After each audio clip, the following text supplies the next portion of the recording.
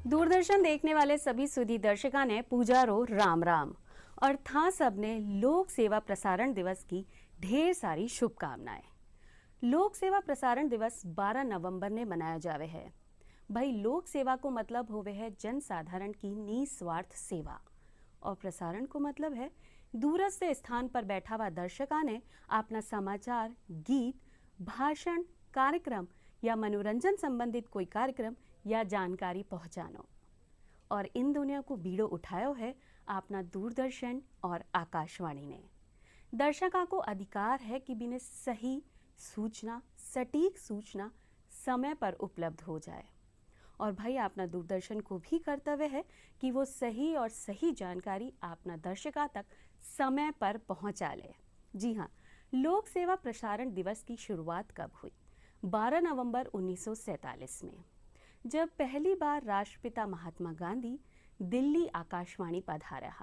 अपन यूं कह सका कि पहली बार और अंतिम बार जब राष्ट्रपिता ने आकाशवाणी का माध्यम से संबोधन दियो हो, बी दिवस ने याद रखबा के लिए अपना लोक सेवा प्रसारण दिवस की शुरुआत हुई। आज की संचार और डिजिटल क्रांति का युग में जी रही युवा पीढ़ी शायद ही दूरदर्शन से जुड़ाव रख पावे है, लेकिन अगर बी का महत्व और जुड़ाव की बात जाननी है तो आप पिछली पीढ़ी से जान सका जी को साथ आज तक दर्शका के रूप में दूरदर्शन के साथ जुड़ेड़ो है। दूरदर्शन की जब शुरुआत हुई 1959 यानी 15 सितंबर ने, तब दूरदर्शन की शुरुआत 2-3 घंटा के लिए हुई या फिर धीरे धीरे पहुंचो 24 घंटा का प्रसारण के लिए। और श्वेत शाम से लेकर रंगीनी तक को सफर दूरदर्शन ने हंसता खेलते तय कियो, क्योंकि आप जैसा सुधी दर्शक हमेशा दूरदर्शन के साथ लगाव बनाए रखे हैं। सही और सही जानकारी सिर्फ और सिर्फ अपना दूरदर्शन पर ही मिले है। इलिए ही तो इतना सारा दूरदर्शन का दर्शका को भी प्यार आपने मिल रही है। वही खेती बाड़ी की बात हो या कोई जानकारी हो, दर्शका से संबंधित कोई बात हो, स्वास्थ्य की राह हो या शिक्षा की डगर, टाबरा से लेकर बुजुर्गा तक की हर खबर दूरदर्शन आप तक पहुंचावे है।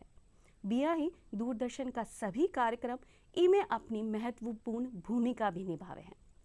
ऐसो ही एक कार्यक्रम है चौपाल, जो कि शुरुआती दौर से जयपुर दूरदर्शन के साथ जुड़ेड़ो है और जब डीडी राजस्थान हो गयो है तब तक चौपाल बने है और नई नई जानकारी अपना दर्शका तक पहुंचावे है। देश दुनिया की खबर दूरदर्शन का माध्यम से आप तक पहुंचावे है। एक बार फिर था सबने लोक सेवा प्रसारण दिवस की ढेर सारी शुभकामनाएं, साथ ही साथ धनतेरस और दिवाली की हार्दिक शुभकामना। और चाला हाँ और देखा हाँ कि आज की चौपाल में की बात पर चर्चा हो रही है, निमोनिया और मधुमेह रोग का कारण व उपचार का ऊपर।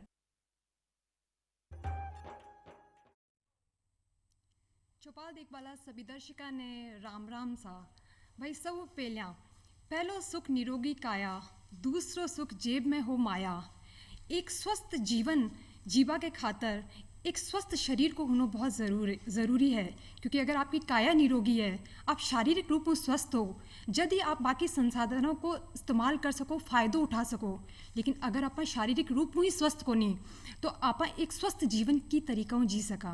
आजकल गलत तरीक़ों व्यायाम करनो, सही समय पर खान पान नहीं लेनो, अच्छो आहार नहीं लेवा के कारण बहुत तरह की बीमारियां आज अपन देखा जगह जगह फैल रही है। निमोनिया और मधुमेह यान को रोग है जो आम आदमी में आपने देखभाल ने मिले है। कई कारण है मधुमेह यान का रोग हुआ को और कई लक्षण है आ रोगा का। अभी कोरोना वायरस काल चल रहे है, इस समय मधुमेह के रोगियों ने विशेष रूप में कई सावधानी बरतवा की आवश्यकता है और की तरीकों कई आप बीमारियां ने अपन जड़ों समाप्त कर सका। आज सभी विषय पे आज अपन बातचीत कर शा और बातचीत करवा खातर आपने सागे जो मेहमान पधारा है वे है डॉक्टर अरविंद गुप्ता जी। आप वरिष्ठ परामर्शदाता, चिकित्सक और मधुमेह रोग विशेषज्ञ है। के कार्यक्रम में आपको बहुत बहुत स्वागत है डॉक्टर साहब। डॉक्टर साहब, आज आप चर्चा कर रहा है निमोनिया और मधुमेह रोग के बारे में, तो मैं सबसे पहले आप माँ के दर्शकों ने आप बताओ कि जो निमोनिया है आप कई बीमारी है। आपने बहुत अच्छी तरीके से पूछा है। निमोनिया एक ऐसी बीमारी है जो हमारे फेफड़े के अंदर इन्फेक्शन या संक्रमण चला जाता है। जी। अभी हमने ये देखा है पूरे विश्व में 25 से 30 लाख लोग निमोनिया से मरते हैं। जी। और अभी इस साल जो कोरोना वायरस जैसे आपने बताया है, इसने 19 लाख लोगों को निमोनिया से उनकी मृत्यु हो गई है। तो निमोनिया एक ऐसी बीमारी है जो संक्रमण होता है हमारे फेफड़े के अंदर, लेकिन ये संक्रमण फेफड़े से होके ये पूरे शरीर में भी फैल जाता है और ये मृत्यु का कारण बन जाता है। जी। तो निमोनिया जो होता है बहुत तरह का होता है, और जैसे बैक्टीरिया का भी होता है, इन्फेक्शन हो जाता है, वायरस का इन्फेक्शन हो जाता है, फंगस या फफूंदी का इन्फेक्शन हो जाता है। तो ये क्या होते हैं, ये छोटे बैक्टीरिया, वायरस या फफूंदी हमारे नाक और मुंह के थ्रू ये हमारे फेफड़े में चले जाते हैं। और एक साधारण भाषा में आपको समझाऊं तो हमारा जो फेफड़ा होता है ये अंगूर के गुच्छे की तरह होता है, फूला हुआ होता है, छोटे छोटे।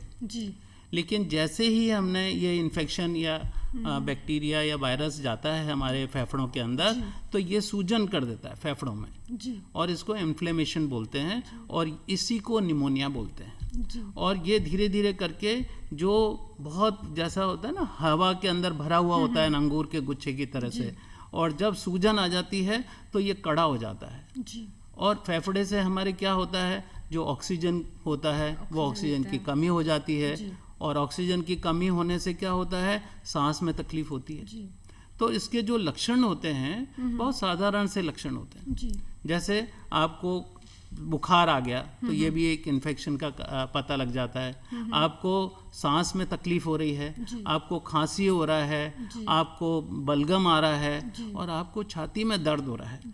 और ये दोनों तरफ से हो सकता है, जैसे एक फेफड़े में भी हो सकता है और दोनों फेफड़ों में भी हो सकता है। इसको तो मतलब यूनिलेटरल निमोनिया भी बोलते हैं और बायलेटरल निमोनाइटिस भी होती है। लेकिन आजकल हमने ये देखा है कि बायलेटरल निमोनिया ज़्यादा हो रहा है, यानी दोनों फेफड़ों में संक्रमण एक साथ हो जाता है। और यदि हमें समय पर इसको नहीं रोका, इस इन्फेक्शन को या संक्रमण को, तो ये क्या करता है, ये सूजन फेफड़ों में होकर ऑक्सीजन की कमी होती है, लेकिन कुछ ऐसे रासायनिक तत्व बन जाते हैं जिन्हें हम टॉक्सिन्स बोलते हैं। ये टॉक्सिन्स जो होते हैं ये हमारे पूरे शरीर में फैल जाते हैं और उसको सेप्टिसीमिया कर देते हैं। तो जो सेप्टिसीमिया होती है उसकी वजह से अन्य अंग जो होते हैं, चाहे वो किडनी हो या लीवर हो या ब्रेन हो या पूरे शरीर के अंदर, ये फैल जाता है और धीरे धीरे मल्टी ऑर्गन फेलियर होता है और इससे मृत्यु हो जाती है। तो एक साधारण बीमारी यदि हम समय पर उसका इलाज कर लें तो इतनी ये बीमारी रोक सकते हैं। जी, लेकिन ये डॉक्टर साहब आप बताओ कि है ना इसका लक्षण ए है, तो जो आप लक्षण बताओ ए जी आम बुखार जो चढ़े बी में भी यही लक्षण हुआ है कि मतलब छाती में दर्द हुआ लाग जावे, जुकाम हो जावे, सिर दुखवा लाग जावे, चिड़चिड़ोपन हो जाए, तो अपन ने ठाक यहाँ पड़े कि अपन ने निमोनिया ही है। देखिए, जब ये इस तरह के साधारण लक्षण होते हैं किसी को, और मैं ज़्यादातर कहना चाहूँगा कि बच्चों में ये बहुत ज़्यादा सीवियर होता है, बड़ों में भी होता है और वृद्ध में भी होता है। लेकिन जब हमें ऐसे साधारण लक्षण दिखते हैं तो हमें सबसे पहले अपने चिकित्सक से परामर्श करना चाहिए। हमें ये नहीं सोचना चाहिए कि ये साधारण है, ये अपने आप 2-3 दिन 4 दिन में ठीक हो जाएगी। एक बार अपने चिकित्सक को दिखाएं। चिकित्सक जब इसको देखेगा तो वो उसको समझ जाएगा और वो क्लिनिकल एग्जामिनेशन करके वो ये बता सकता है कि इसको निमोनिया है या नहीं है। तो पहला तो चिकित्सक के जो परीक्षण करेगा उससे मालूम चल जाएगा।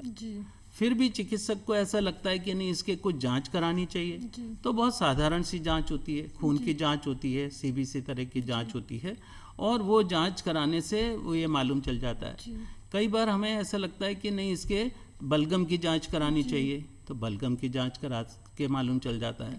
और कई बार हमें इससे भी मालूम नहीं चलता है, तो हमें सिंपल बहुत साधारण सा एक एक्सरे चेस्ट का कराना होता है, इसका छाती का एक एक्सरे कराते हैं और छाती के एक्सरे से बिल्कुल क्लियर मालूम चल जाता है कि ये निमोनिया है। जी, तो हमें एक साधारण खून की जांच, बलगम की जांच, क्लिनिकल परीक्षण और एक्सरे से हम निमोनिया की जांच बता सकते हैं और बता सकते हैं कि इसको निमोनिया है या नहीं। जी डॉक्टर साहब, आप मां के दर्शका ने आ तो बता दियो कि निमोनिया काई बीमारी है, इसका लक्षण काई है और इसकी जांच की तरीका हुआ है। लेकिन जी अभी सर्दियों को मौसम आ रहा है, तो सर्दी के टाइम ये बीमारी को बढ़वा को कितो खतरो रेवे ओ मां के दर्शका ने बताओ। और बच्चा में आ बीमारी की तरीका बढ़े और काई नुकसान हो सके ये बीमारियों टाबरा ने। जैसे अभी मैंने बताया कि 12 नवंबर को पूरे विश्व के अंदर विश्व निमोनिया दिवस मनाया जाता है। और सबसे पहले जब ये पता लगा अफ्रीका की जो देशों में कि बच्चों में इससे ज़्यादा मौत होने लग गई थी निमोनिया से, तो फिर पूरे विश्व को ये लगा कि नहीं, ये बीमारी के बारे में हमें जानना चाहिए और इसका बचाव करना चाहिए। तो निमोनिया के बारे में हमें सबसे ज़्यादा बचाव के लिए यही है कि सर्दी का मौसम आ रहा है तो, और या बीच का समय जो बोलते हैं कि जैसे ना तो तेज सर्दी है और ना तेज गर्मी है जी, अक्टूबर नवंबर ये वाले समय में। तो इस समय क्या होता है कि जो बैक्टीरिया और वायरस का जो टेम्परेचर जो उनको पनपने के लिए चाहिए हमारे शरीर में जाने के बाद में, उसके लिए बिल्कुल आइडियल टेम्परेचर होता है। यानी ये उसका जो समय होता है, ये बैक्टीरिया और जो वायरस होते हैं उनको पनपने के लिए, वो बढ़ने के लिए उनको सबसे अच्छा समय होता है ये। और इससे बहुत तेजी से वो वृद्धि करते हैं हमारे शरीर के अंदर और बहुत तेजी से फैलते हैं। तो जो ये समय है, इस समय थोड़ा ध्यान रखें कि अपना सर्दी से बचाव रखें। और सबसे अच्छा उपाय है कि ठंडा पानी नहीं पिएं और कोई भी ठंडी चीज़ों का इस्तेमाल नहीं करें। ठंडी चीज़ों के इस्तेमाल करने में क्या होता है, ये बैक्टीरिया और वायरस अंदर रहते हैं, अंदर गले में रह जाएंगे और धीरे धीरे जिसकी इम्यूनिटी कम होती है, जिनके शारीरिक जो प्रतिरोधक क्षमता है वो कम हो जाती है, तो ये बैक्टीरिया वायरस बहुत तेज़ी से हमारे शरीर में बढ़ जाते हैं। तो सर्दी से बचाव करना है, गुनगुना पानी पीजिए। आप यदि पानी का इस्तेमाल कर रहे हैं तो ठंडा पानी नहीं लीजिए, आप गुनगुने पानी का इस्तेमाल करिए। आपको कभी भी तकलीफ, पानी की मात्रा भी अच्छी चाहिए। 2.5 से 3 लीटर एक वयस्क आदमी को पानी की मात्रा की ज़रूरत है। तो हाइड्रेशन यदि हमें पूरा मिल जाए, सर्दी से बचाव कर लें। और सुबह शाम कहाँ से जाती है ये सर्दी, जो बताते हैं हमारे पुराने लोग कि कान से जाती है, नाक से जाती है। तो हमारे कान और नाक को हमें सर्दियों में सुबह और शाम को बचाना है। दोपहर में यदि मौसम ठीक है तो आप इनको खुला रख सकते हैं, लेकिन सुबह और रात को कान और नाक से बचाव आप जरूर करें। तो आप एक छोटे वायरस और बैक्टीरिया से आप बहुत जल्दी से बच सकते हैं। जी डॉक्टर साहब, आप बहुत बढ़िया निमोनिया के बारे में हमारे के दर्शकों ने जानकारी दी हो कि कहीं निमोनिया आखिर कहीं बीमारी है, कहीं का लक्षण है और आप इको उपचार घर में ही रेर की तरीकों कर सका कि तरीकों आपने टाबरा रो ध्यान रख सका। विशेष तौर पर सर्दी के मौसम में आपने गर्म पानी पीना चाहे और आपने टाबरा रो विशेष रूप से सर्दियों ध्यान रखना चाहे ताकि बाने निमोनिया जियान की बीमारी ना हो सके। डॉक्टर साहब, आप निमोनिया के बारे में बहुत बढ़िया जानकारी दी। अब आप बात करें मधुमेह की। आज आप देखा कि हर दूसरे या तीसरा आदमी रे मायने मधुमेह रोग का लक्षण पाया जावे, मधुमेह रोग देखो जावे। तो काई कारण है मधुमेह रोग को और रोग है काई आखिर? आज पूरे विश्व में मधुमेह की बीमारी एक महामारी, जैसे अभी कोरोना की महामारी फैल रही है, ऐसे ही ये मधुमेह की महामारी भी पूरे विश्व में फैल रही है। और यदि हम अपने देश की बात करें तो आज 8 करोड़ से ज़्यादा लोग हमारे देश में मधुमेह से ग्रसित हैं। 8 करोड़ लोग। और इससे भी ज़्यादा चिंता के विषय ये है कि इससे भी ज़्यादा लोग हैं डायबिटीज़ के और मधुमेह के, लेकिन उन्हें मालूम नहीं है क्योंकि अवेयर नहीं है, उन्हें मालूम नहीं चल रहा है, लक्षण इतने नहीं आते हैं और वो टेस्ट नहीं कराते हैं। तो जब तक टेस्ट नहीं कराएंगे तो उस व्यक्ति को मालूम नहीं चलेगा कि डायबिटीज़ या मधुमेह की बीमारी है। तो ये बहुत तेज़ी से फैल रही है मधुमेह की बीमारी, और इसीलिए 14 नवंबर को विश्व मधुमेह दिवस मनाते हैं। और ये इसलिए मनाते हैं कि 14 नवंबर 1921 को कनाडा के अंदर टोरंटो में सर फ्रेडरिक बेंटिंग थे जिन्होंने इंसुलिन का आविष्कार किया था। और जब इंसुलिन का आविष्कार किया था तो लोगों ने समझा कि अब ये मधुमेह की बीमारी बिल्कुल ठीक हो गई, लेकिन ऐसा नहीं है। मधुमेह के बहुत सारे कारण थे, तो खाली इंसुलिन लेने से ठीक नहीं हो सकते थे। इसीलिए आज भी ये महामारी के रूप में फैल रही है। जी। तो हमें बहुत ज़्यादा इसके बारे में अवेयरनेस चाहिए, हमें मालूम होना चाहिए कि डायबिटीज़ क्या है और मधुमेह क्या है। जी, तो जी हाँ डॉक्टर साहब, आप अभी बताए कि भाई मधुमेह आज आम आदमी में फैल रही है और बहुत बड़े तादाद में आप बीमारी फैल रही है। तो जी एक लक्षण जो है बेकाई है ब माँ का दर्शका ने आप बताओ कि आपने ठा पड़े कि भाई आपने मधुमेह है या कोनी है। मधुमेह के जो लक्षण होते हैं बहुत साधारण लक्षण होते हैं, और कई बार ऐसे लक्षण, जैसे मैं बताऊं कि आपको पूरे शरीर में दर्द हो रहा है, जी, थकान हो रही है, जी, आपको रात को घर जाते हैं तो आपको ऐसे लगता है कि कोई पाँव हमारा दबा है, जी, तो ये इस तरह की बहुत साधारण लक्षण है। किसी को बहुत ज़्यादा प्यास लगती है, जी, किसी को बहुत ज़्यादा पेशाब बार बार आता है, और स्पेशली यदि रात को बार बार उठ के उसको पेशाब आ रहा है तो ये बहुत साधारण से हैं। या किसी को फोड़ा फुंसी हो गई और वो ठीक नहीं हो रहे हैं, जी, किसी को घाव हो गया वो ठीक नहीं हो रहे हैं।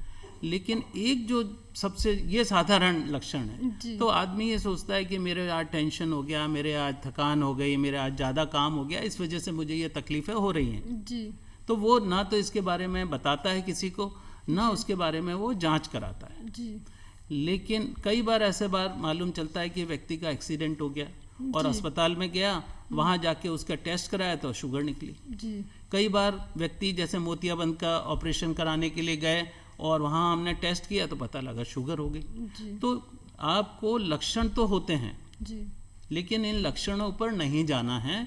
और एक अभी भारत सरकार ने भी एक ऐसा अभियान चलाया है कि जब कभी आप अस्पताल जाएं जी, या 20 या 30 साल के ऊपर आप अपनी जांच, चाहे तकलीफ है या नहीं है, अपने पेशाब की और अपने खून की जांच जरूर करा लें। जी, तो खून की जांच कराने से आजकल बहुत साधारण जांच होती है। जी, आजकल एक उंगली से एक बूंद में भी नहीं चाहिए, एक बूंद से भी कम में हमें, और विदिन 1 मिनट के अंदर हम बता सकते हैं कि इसको व्यक्ति को कितनी शुगर है। जी, तो एक साधारण जांच होती है। तो हर व्यक्ति 30 साल के ऊपर, तो आजकल हमने भारत सरकार ने भी ये कहा है कि आपको अपनी जांच, ब्लड शुगर की जांच जरूर करानी है। कितने कितने टाइम में करवाबा की आवश्यकता है जांच?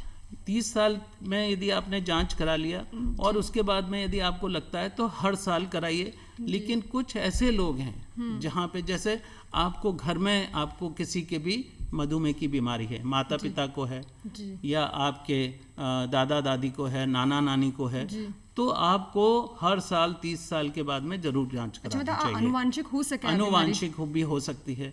लेकिन यदि आप बहुत ज़्यादा मोटे हैं जी, तो आपको ज़्यादा होने की संभावना है, तो आपको टेस्ट कराना ज़रूरी है। यदि आप शारीरिक कोई काम नहीं करते हैं, एक्सरसाइज नहीं करते हैं, कोई व्यायाम नहीं करते हैं, तो भी आपको कराने की ज़रूरत है। या आपका जॉब ऐसा है, काम ऐसा है कि जिसमें सुबह से शाम तक बैठे रहने का है, जिसे हम सेडेंटरी हैबिट्स बोलते हैं, तो आपको कराना है। या किसी का खाना पीना ऐसा है कि बहुत ज़्यादा तेल, तला हुआ चीज़ें, मिर्ची, मसाला, और जिसके अंदर कैलोरीज खूब जा रही हैं, फैट खूब जा रहा है जिसके अंदर, मतलब तेल और घी ज़्यादा जा रहा है, तो ये जो ज़्यादा कैलोरी का खाना खाने वाले व्यक्ति को भी ये शुगर की बीमारी हो सकती है। तो ये बहुत सारे जो साधारण जो रिस्क फैक्टर्स बोलते हैं हम इनको, कि इन व्यक्तियों को ज़रूर अपने जाके टेस्ट कराना चाहिए, चाहे उनको तकलीफ है या नहीं है। मतलब कि आप यहाँ कह सका साधारण भाषा में कि अनुवांशिक भी हो सके और एक गलत खान पान और गलत तरीकों, एक्सरसाइज नहीं करना, यूं भी बीमारी बढ़ सके। लेकिन डॉक्टर साहब, जो मधुमेह को रोग है, जिन्हें आपने ग्रामीण भाई बहन चीनी को रोग भी कहे हुए हैं, तो वो कहीं यहाँ सुनवा में आवे कि 60 साल के उम्र ज़्यादा लोग, जो ज़्यादा उम्र का लोग हुए बा में बीमारी बहुत ज़्यादा मिले, तो इसके बारे में आप दर्शकों बिल्कुल आपने सही कहा।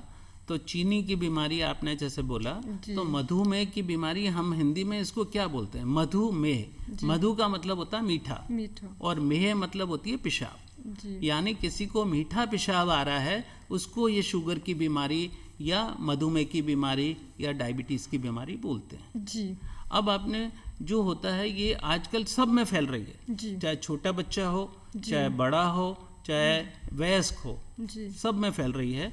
लेकिन ये आपने सही कहा कि जो 65 साल या 60 साल के ऊपर पहले ये मानते थे, लेकिन भारत में ये देखा गया है कि 35-40 साल के बाद में भी व्यक्तियों को बहुत तेजी से ये मधुमेह की बीमारी हो रही है। तो जैसे जैसे आपकी उम्र बढ़ती है, आपके पेनक्रियास नामक एक ग्रंथि होती है जो इंसुलिन बनाती है। जी।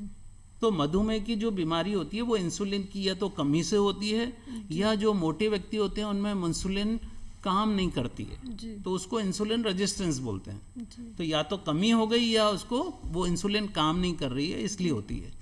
तो जैसे जैसे आपकी उम्र बढ़ती है वैसे वैसे पेनक्रियाज में से इंसुलिन की मात्रा कम होती चली जाती है और आपको डायबिटीज़ या मधुमेह होने की संभावनाएं ज़्यादा रहती हैं। जी।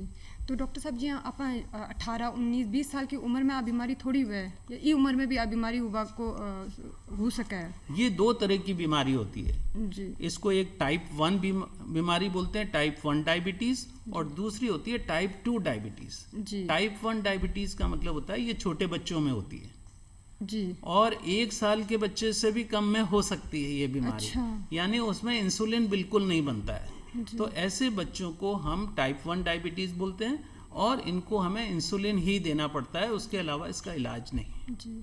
और दूसरे होते हैं टाइप 2 जो 30-35 साल के बाद में जिनको होती है, वो टाइप 2 बीमारी होती है और उसके अंदर इंसुलिन तो बनता है लेकिन इंसुलिन की कमी होती है, या वो इंसुलिन जो बन रहा है वो काम नहीं करता है। जी। तो इसके लिए हम दवाइयाँ भी होती हैं, लेकिन ओवरऑल यदि हम देखा जाए तो ये छोटे बच्चों में और बड़ों में जो होती है टाइप 1 टाइप 2, इसके अलावा भी एक गर्भावस्था में भी डायबिटीज होती है और ये आजकल बहुत ज़्यादा देखने को मिल रही है हम लोगों को। इसे हम गेस्टेशनल डायबिटीज मेलाइटस बोलते हैं, GDM। प्रेगनेंसी में, गर्भावस्था में जो डायबिटीज होती है ये भी आजकल बहुत ज़्यादा हो रही है। इसीलिए भारत सरकार ने बिल्कुल कंपलसरी कर दिया है कि कोई भी गर्भवती महिला यदि अस्पताल में जाएगी तो उसकी ब्लड शुगर की जांच करना अनिवार्य है। क्योंकि ये यदि हम बहुत जल्दी से मालूम चला लें कि इसको गर्भवती महिला को ये डायबिटीज़ की बीमारी हो गई है तो हम उसे बहुत जल्दी से ठीक कर सकते हैं और उसके महिला को, खुद को और उसके होने वाले बच्चे को डायबिटीज़ के होने वाले असर से हम बहुत ज़्यादा बचा सकते हैं। इसलिए हमें बहुत ज़्यादा सजग रहना है। गर्भवती महिलाओं में डायबिटीज़, छोटे बच्चों में टाइप 1 डायबिटीज़ और बड़ों के अंदर टाइप 2 डायबिटीज़ मेलाइटस होती है। जी डॉक्टर साहब, आप बहुत बढ़िया तरीका बतायो कि भाई कि जो मधुमेह रोग है वो कितने प्रकार को हुआ है। जी अभी आप बतायो कि भाई 60 साल के ऊपर का लोगों ने भी हुआ है, गर्भवती महिला ने भी हुआ है और छोटे छोटे टाबरा के मायने भी आ बीमारी हो जाए। तो कहीं इनको कारण रेवे कि छोटा छोटा मतलब शिशुओं में वो बीमारी हुआ को कहीं कारण है? देखिए, जो टाइप 1 डायबिटीज़ होती है उसमें जो ज़्यादातर कारण होते हैं वो होते हैं कि इम्यूनोलॉजिकली, यानी उसकी जो पेनक्रियाज की जो बीटा सेल्स होती हैं वो ख़त्म हो जाती हैं जी। और इसका बहुत ज़्यादा कभी कारण मालूम भी नहीं चला है अभी तक, लेकिन ये बच्चों में वायरस के इन्फेक्शन से भी होती हैं और किसी के ऑटो इम्यून बीमारी भी होती है जिससे ये बीटा सेल नष्ट हो जाती हैं। जी। टाइप 2 जो डायबिटीज़ होती है इसमें बहुत सारे कारण होते हैं, जैसे हमने पहले गिनाए हैं कि आनुवांशिक कारण हो सकता है जी। यानी उसके कुछ ऐसे जीन्स हैं जिससे उससे बीटा सेल कम काम करती है।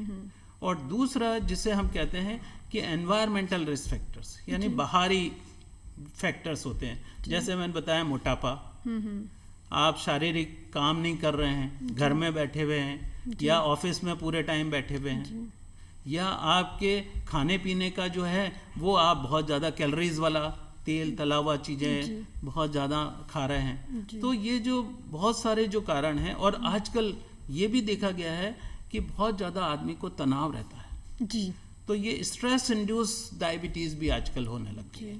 और अभी एक और नया कारण मालूम चला है, ये जो एनवायरमेंटल पॉल्यूशन होता है, ये जो आप गांवों के अंदर तो अभी कम है, ये बहुत अच्छी बात है, लेकिन अभी आप शहरों में देखेंगे इस समय तो बहुत ज़्यादा पॉल्यूशन है। और ये अभी मालूम चला है कि ये एनवायरमेंटल टॉक्सिन्स जो होते हैं ये भी डायबिटीज़ कर सकते हैं। तो बहुत सारे ऐसे कारण हैं जिनसे डायबिटीज़ हो सकती है। जी जी डॉक्टर साहब आप मधुमेह की बात करें तो भाई बहुत ही घातक बीमारी है, क्योंकि ये टाबरों ले गर्भवती महिलाओं ले 60 साल के बुजुर्गों ने आ बीमारी हो रही है।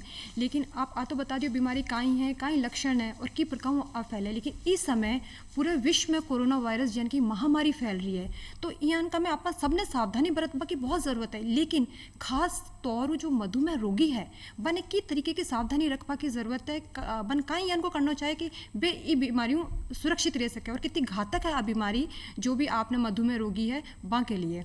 आपने इतना अच्छी तरीके से पूछा है कि आज जो वैश्विक महामारी कोरोना की जो महामारी पूरे विश्व में फैल रही है, इससे अभी हमने ये देखा है कि डायबिटीज़, एक तो जिनको डायबिटीज़ है उनकी बहुत ज़्यादा अनकंट्रोल हो गई है, अनियंत्रित हो गई, और दूसरा जिनको डायबिटीज़ नहीं थी और जिनको कोरोना इन्फेक्शन हुआ है, अभी हमने देखा उनको भी डायबिटीज़ हो रही है।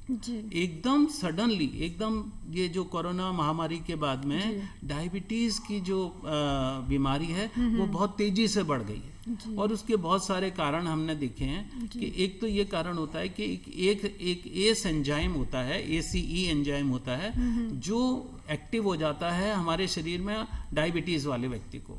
और जो ये कोरोना इन्फेक्शन है ये भी एस इनहिबिटर, जो एस एंजाइम होता है, उसी एस एंजाइम के थ्रू काम करता है। तो जैसे ही ये एस एंजाइम डायबिटीज में जाता है, ये एकदम तेजी से उसको बहुत तेजी से नुकसान, बहुत घातक हो सका है, तो घातक हो जाता है डायबिटीज वाले व्यक्तियों को, और ब्लड प्रेशर वाले व्यक्तियों को भी ये घातक होता है। लेकिन डायबिटीज में जिनको नहीं है और उनको हम कई बार सीवियर बीमारी होती है कोरोना की, हमें भर्ती करना पड़ता है और हमें हाई डोज ऑफ स्टेरॉइड्स देने पड़ते हैं। ये स्टेरॉइड भी धीरे धीरे करके उनको डायबिटीज, जिनको नहीं होती उनको डायबिटीज कर देती है।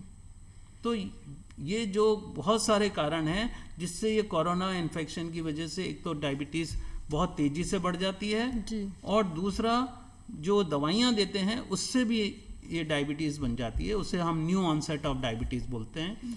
तो ये बहुत ही अभी कोरोना इन्फेक्शन से हमें बहुत ज़्यादा बचाव रखना पड़ेगा, नहीं तो हम कोरोना इन्फेक्शन से जो निमोनिया या और जो तकलीफ हो रही हैं वो तो हो रही हैं, डायबिटीज़ अलग तेजी से बढ़ रही है। जी डॉक्टर साहब, आप अभी जी आप बहुत बढ़िया बात बताइए कि भाई कोरोना वायरस चल रहे है और भारत में ही नहीं बल्कि पूरे विश्व में फैले हुए है। ये हमें आम आदमी ने भी ध्यान रखने की ज़रूरत है, लेकिन साथ में ही जो भी मधुमेह रोगी है वह ने विशेष रूप में ध्यान रखने की बहुत ज़्यादा ज़रूरत है, क्योंकि वह में ये बीमारी को खतरों बहुत ज़्यादा बढ़ जावा है। साथ ही में डॉक्टर साहब आप एक और चीज़ पर पूछना चाहूँ कि अब बहुत ज़्यादा आप सुनवाना आ रहे हो आप में कि डायबिटीज़ रिवर्सल के बारे में आप बहुत पढ़ा, हाँ, तो आखिर डायबिटीज़ रिवर्सल है कहीं, ये बारे में आप दर्शकों ने बताओ। मैं सबसे पहले तो ये बताना चाहूँगा कि यदि आपको डायबिटीज़ हो गई है तो बिल्कुल घबराने की ज़रूरत नहीं है। ये बीमारी आराम से ठीक हो सकती है। इसके लिए हमारे पास में बहुत अति आधुनिक इंसुलिन है यदि इंसुलिन की ज़रूरत है, और जो टाइप 2 डायबिटीज़ है उनके लिए बहुत अच्छी ऐसी दवाइयाँ आ गई हैं जिससे हम बहुत आसानी से इसको नियंत्रित कर सकते हैं। लेकिन दवाइयाँ और इंसुलिन के अलावा सबसे ज़्यादा इसमें ज़रूरी 2 चीज़ें हैं जो आदमी को ध्यान रखेंगे तो ये बहुत बीमारी जल्दी ठीक हो जाएगी। पहला तो अपना खान पीने का जो खाना पीना है वो हमें एक नियमित कैलोरीज लेनी है, 3 से 4 बार खाना लेना है, पौष्टिक सलाद, हरी सब्जी और फल, ये डायबिटीज़ से बचाने के सबसे बड़े उपाय हैं। जिनको नहीं है उनको हरी सब्जी, सलाद और फल खाएंगे प्रतिदिन तो डायबिटीज़ होने की संभावनाएं 50% तक कम हो जाती है। तो खाने पीने का ध्यान रखें। दूसरा, यदि दाना मेथी ले सकते हैं तो बहुत अच्छी रहेगी। दाना मेथी रात को भिगो के लें, वो बहुत काम करती है। हरी सब्जी बहुत काम करती है, सलाद काम करती है, और 3 या 4 भाग में बांट के खाना है। ये तो खाने का हो गया। दूसरा, व्यायाम या योग बहुत ज़रूरी है डायबिटीज़ को ठीक करने के लिए। यानी यदि आदमी 30 से 45 मिनट तक प्रतिदिन सुबह घूम रहा है तेजी से, जिसे हम ब्रिस्क वॉक बोलते हैं, तो ये बीमारी बहुत जल्दी से ठीक हो जाती है। तो ये हम खाने पीने से, घूमने से, दवाइयों से, इंसुलिन से ठीक कर सकते हैं, बिल्कुल घबराने की ज़रूरत नहीं है। लेकिन अभी कोरोना का इन्फेक्शन फैल रहा है, वैश्विक महामारी है, और हमें सबसे ज़्यादा ध्यान रखना है 3 चीज़ें। मास्क लगाना है, इससे कभी घबराना नहीं है। जब भी हम घर से बाहर निकलें मास्क लगाना है। 2 गज की दूरी रखनी है जो हमें बहुत ज़रूरी है। ताकि महामारी से बच जाएंगे। और तीसरा, हाथ धोते हैं 20 सेकंड तक हाथ धोने हैं। ये 3 चीज़ें जो हमारे प्रधानमंत्री कह रहे हैं, और इसी से ही बचाव है, इसी से ही डायबिटीज़ बच सकती है, इसी से निमोनिया बच सकती है। डॉक्टर साहब, आप बहुत बढ़िया जानकारी दी और भी बहुत सारा सवाल आपको पूछबा खाता, लेकिन अभी समय समाप्त हो रहा है। इतना ही आज की चौपाल में इतो ही आमा की चौपाल कार्यक्रम में पधारे, आपको बहुत बहुत शुक्रिया। दर्शक भाई बहन, आज की चौपाल में बस इतो ही। उम्मीद है आज की बहुत सारी जानकारी आपने मिली हुई। फिर मिलशा एक नई चौपाल में एक नए विषय के साथ। जब तक खातर राम राम साहब।